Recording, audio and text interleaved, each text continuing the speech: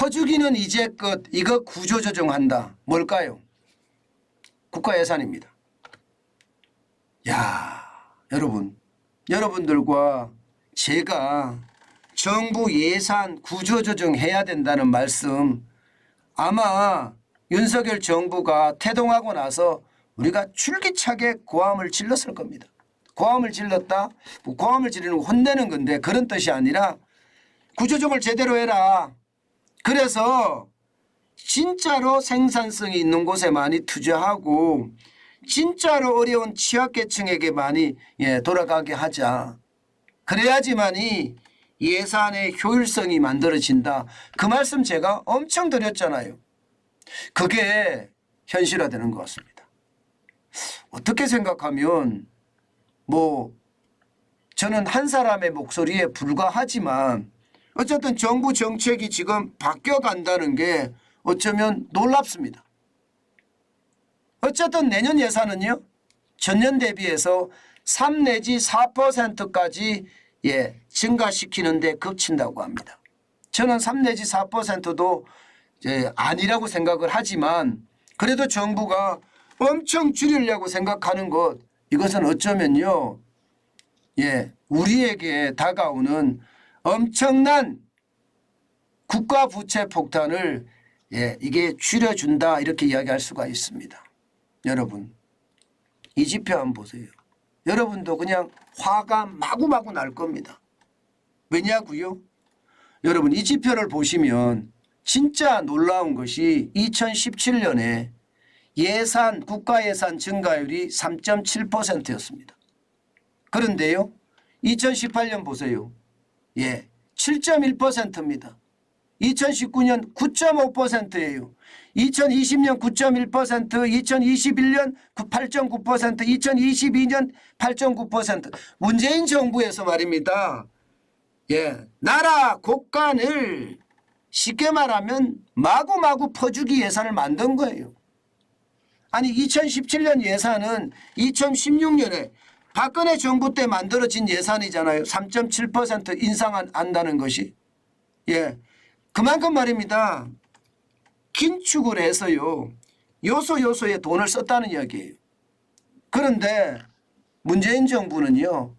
저는 돈 마구 갖다 뿌렸다고 생각합니다. 2018년에 7.1%가 늘어나요. 그러다가 2019년에 늘어나는 거 보세요. 미쳤어요. 9.5%가 늘어납니다. 400조 5천억 원이요. 469조 6천억까지 올라갑니다. 야, 장난 아니죠. 게다가 말입니다. 2020년에는 500조가 넘어섭니다. 아니 단 말입니다. 3년 사이에 2020년에 가면 512조 3천억 원이 400조 5천억 원이 112조가량 늘어났습니다. 112조까지 늘어나서 난리가 아니었어요. 2021년에는 558조였고요. 그리고 2022년에는 8.9%가 늘어나 600조가 늘어났습니다. 600조 7천억 원이에요. 600조 7천억 원. 야, 진짜 장난 아니죠. 진짜 장난 아니라고 생각을 합니다. 이게 여러분 400조였던 예산을 607조 7천억까지 갔으니 나라 예산이라는 걸 결국 말입니다. 주머니 돈 쌈짓돈 쓰듯이 썼다는 이야기가 되는 건가요? 주머니 돈 쌈짓돈 썼다는 얘기가. 저는 그렇게밖에 해석을 못합니다. 그렇게밖에. 그 정도로 말입니다. 난리도 아니었다는 얘기. 난리도 아니었다. 이게 여러분 제가 여러분들하고 진짜 엄청난 소리를 질러가면서 이렇게 예산을 퍼주면 나라가 다 망한다. 이런 얘기를 제가 엄청나게 했습니다. 여러분들도 댓글로 똑같이 말입니다. 이러다가 나라 망한다고 다 같이 이야기했습니다. 성토했습니다. 성토. 그러던 것이 말입니다. 2022년 윤석열 정부가 들어서니까 5.1%로 일단 줄였습니다. 올해 예산이 638조 7천억 원이거든요. 그런데 내년 예산은 더 줄인다는 거예요. 더 줄인다. 얼마를 더 줄이느냐. 지금 보시다시피 5.1% 늘어난 것을 3 내지 4% 수준으로 줄인다는 거예요. 이게 여러분 지금에 와서 이런 이야기까지 나오는 게 제가 정관진 TV를 운영하면서 필부지만 큰 소리를 내고 목소리를 계속 냈기 때문에 나라가 변한다. 여러분들의 어떤 집단 지성이 많은 사람들에게 전파가 돼서 국가 예산을 구조조정한다. 이거 저는 사실이라고 생각하거든요. 왜 사실이라고 제가 생각하냐고요? 이미 나라 예산이 결정 단계에 와 있습니다. 일반적으로 나라 예산은요. 이게 매년 5월 31일까지 다음에 예산을 쉽게 말하면 받는 기한입니다. 예산일 기한이에요. 매년 5월 31일까지 제출 기한이 5월 31일이고요. 그리고 다음에 정부안이 확정되는 게 8월 말에서 9월 초입니다. 늦어도 9월 초에는 확정이 됩니다. 그런데 이게 재정전략회의에서 말입니다. 윤석열 대통령이 쉽게 말하면 예산 구조조정해라. 내년 사업에 대해서 전면 재검토를 실시해라. 이런 이야기가 나오니까 이게 이제는요 8월 말이나 9월 초에 정부안이 확정되리라는 그 확신이 없어요. 왜냐하면 시간이 얼마 안 남았거든요. 지금 7월 초입니다. 다시 각 부처별로 예산을 다시 받아서 생산성 있는 예산으로 바꾼다는 건 이거 굉장히 시간이 많이 걸립니다. 아마도 말입니다. 기획재정부 공무원들은요. 밤을 수없이 새야 될 거예요. 그렇지 않고 이게 해결되기가 진짜 쉽지 않을 겁니다. 분명한 것은 여러분, 분명한 것은 저는 국가 예산의 3 내지 4%가 늘어나는 것도 많다고 봅니다. 지금 보세요. 2017년부터 시작을 해서요. 2024년까지 간다고 쳤을 때 경제성장률이 얼마나 늘었는지를 감안을 해야 됩니다. 경제성장률이. 실제 경제성장률은 폭망이었거든요. 우리 경제성장률을 보면 말입니다. 사실 문재인 정부 들어서서 경제성장률은 엉망이었습니다. 엉망. 그런 것을 감안을 해본다면요. 저는 경제성장률에 버금가는 그런 나라 예산이 올라가야 된다고 생각을 합니다.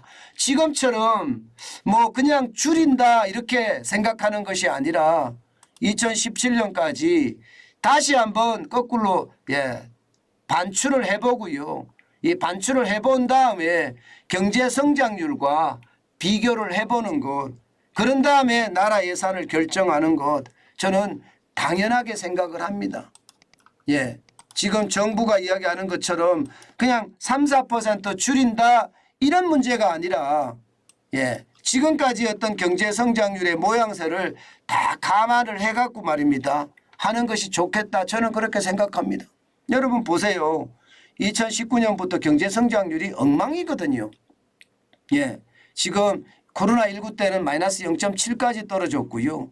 2021년에 4.1%까지 늘어났습니다만은 이게 나쁘죠. 2018년에도요.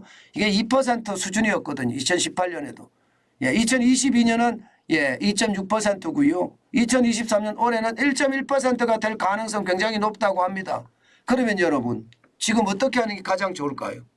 지금 어떻게 하는 게? 경제 성장률이 어떻게 성장했는지에 따라서 나라 예산을 다시 조정하는 것, 저는 그게 바르다고 생각합니다. 진짜 윤석열 정부가 나라를 부강하게 만들고 재정을 튼튼하게 만들 그런 생각이 있다면요. 이게 2017년까지는 그렇다고 치더라도요. 이게 뭐 박근혜 정부 때 만들어졌으니까요. 이때는 재정 준칙과 비슷한 관리 재정 수지 3% 이내라는 그 목표를 달성을 했거든요. 적자 관리 재정 수지의 3%까지만 허용하겠다. 이거 달성을 했으니까 문재인 정부 때 다 망쳐놨거든요. 그러면 이 기간 동안에 평균 경제 성장률은 어떻게 됐고 또 평균 예산은 얼마나 늘어났으며 앞으로 그것을 윤석열 정부 5년 동안 어떻게 해서 경제 성장률과 걸맞게 나라 예산을 성장시킬 것인지 그 고민 굉장히 많이 하셔야 된다고 저는 생각합니다. 그것이 말입니다. 우리 경제를 다시 부강하게 만드는 길이다. 그렇게 생각을 해요. 물론 지금 정부는 굉장히 어려운 거 사실입니다. 경기 부양을 제대로 못 하잖아요. 예. 그렇지만 예산의 어떤 구조조정을 통해서 또 민간 기업의 자금을 통해서 경기를 살려가는 방법도 여러 가지가 있으니까요. 저는 정부가 경제 성장률에 걸맞게 지금 국가 예산을 성장시켰는지 총체적으로 검토해 볼 필요가 있다. 그리고 윤석열 정부에서는 이것을 어떻게 할 것인가 확실한 대안을 만들어서 추진할 필요가 있다. 뭐 단순하게 3 내지 4%로 줄이겠어. 2023년 5 내지 1%로 줄이겠어. 5.1%로 줄였어. 이게 중요한 게 아니라는 거죠. 우리 경제에 걸맞느냐 안 맞느냐 저는 이게 더 중요하다고 생각을 합니다.